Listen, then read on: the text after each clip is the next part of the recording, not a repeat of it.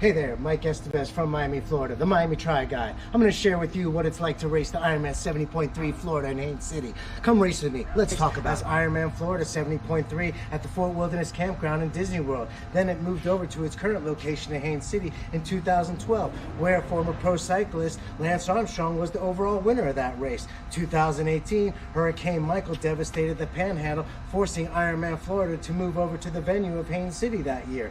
In 2021 was a last pro race held over in Haines City, and that race was won by Emma Pallant-Bound and Bart Arnout. In 2022, the race moved from its date in April over to its current date right now in December, making it a much cooler race and a more festive time of year to have a race.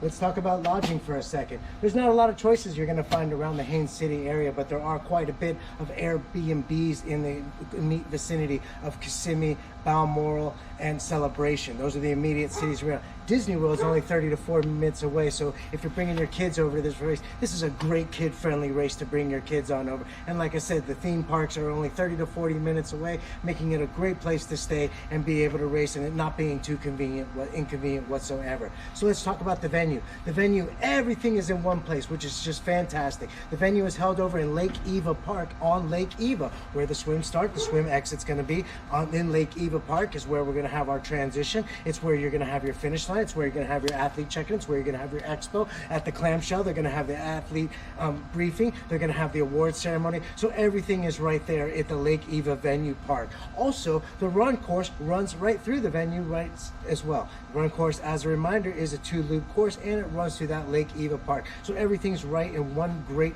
awesome area in Lake Eva Park. Everything in one venue, which is just fantastic and perfectly convenient for you.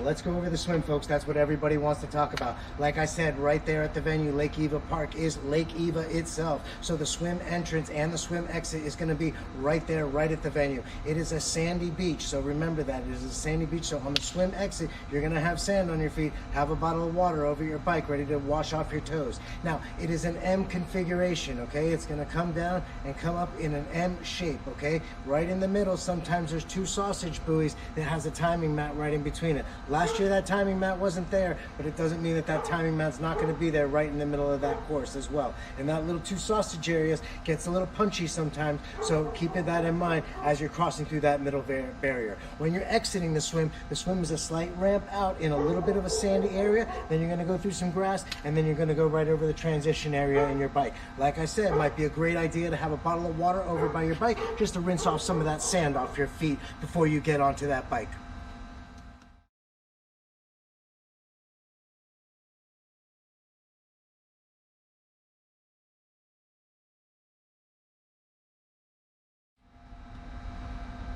Let's go over that bike course, folks. 56 miles of Polk County, rolling hills, smooth paved roads. Elevation really isn't bad whatsoever. We have 1,200 feet total elevation. Lots of flat areas in this course for you to get a really good bike PR on this one. There is hills, but the hills don't really start till about mile 30, and you do want to save your legs because on the run course, you do start out with the big hills right on the run course. So remember, really practice staying in that aero position, whether you're on your TT bike or on a road bike, get in those drops. You really want to get in aero and practice being aero in this course. Even though the course did move over to December and it is going to be a little bit cooler, it can be windy on this course. So aero position is super important on this course. It is an open course, it is one loop, but it's 56 miles of fun, fast riding.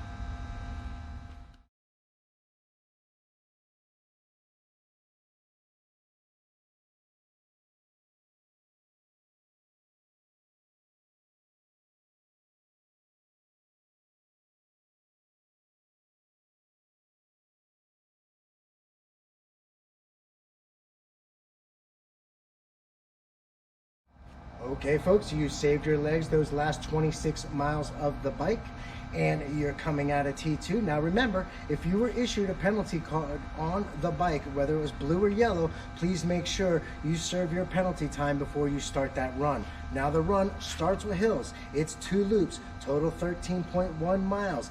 Each loop will run through the Lake Eva Park venue where the whole race venues transition, the swim start, everything started. The finish line is going to be right there. So it's a very motivating place to run through as you see your family, friends, Sherpas, pets, all that waiting for you at the race as you pass through or as you finish. Now that race venue, like I said, it's an all-in-one race venue. It has everything. So while your family and friends are waiting there, they can be enjoying the food trucks. There's a kids playground there. There's restrooms there. Parking is plentiful in the area. If you get there early, it's even better. There's plenty of businesses in the area that aren't open during the weekend. They can give you the opportunity to park there.